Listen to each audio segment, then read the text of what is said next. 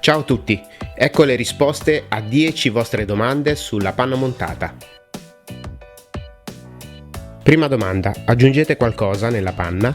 Solitamente non aggiungiamo nulla se non lo zucchero per dolcificare la panna. Altre volte, quando la ricetta lo richiede, aggiungiamo panna fix o dolce neve e lo indichiamo espressamente nella ricetta.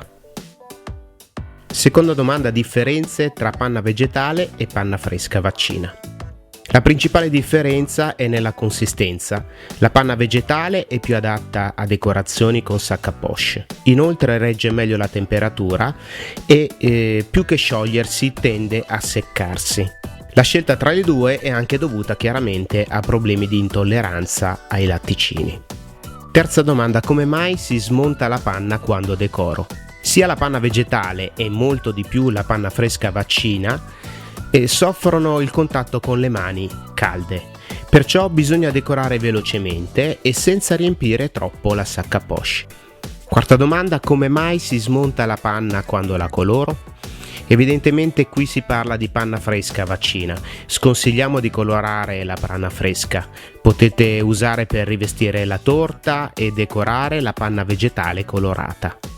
Anche questa però deve essere colorata possibilmente con colorante in gel concentrato e usando una spatola o un cucchiaio con movimenti circolari e delicati per non smontare la panna. Quinta domanda, per decorare devo usare panna montata o crema al burro?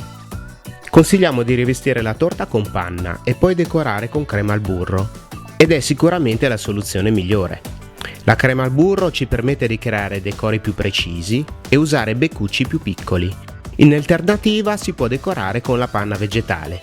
Sesta domanda, i decori in pasta di zucchero non si sciolgono a contatto con la panna?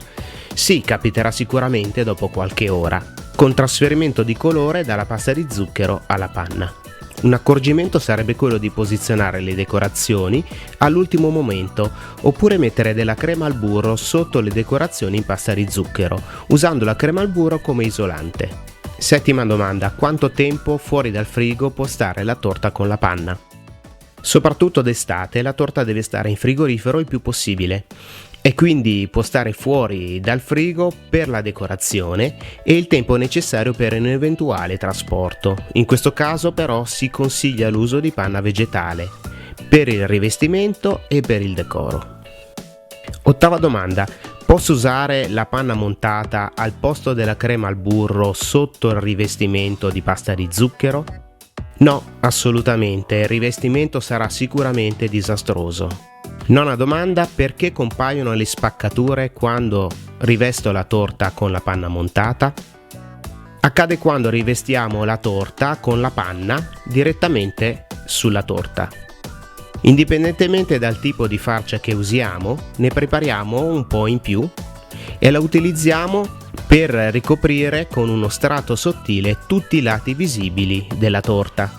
Dopodiché possiamo rivestire con panna montata. A questo punto sicuramente non troveremo più le spaccature. Ultima domanda, si può usare il colorante in polvere al posto di quello liquido? Direttamente no.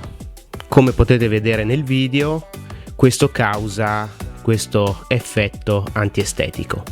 Però possiamo sciogliere bene il colorante in polvere in poca acqua e poi incorporarlo delicatamente nella panna montata. Ecco alcune vostre domande che fate più spesso per quanto riguarda la panna montata.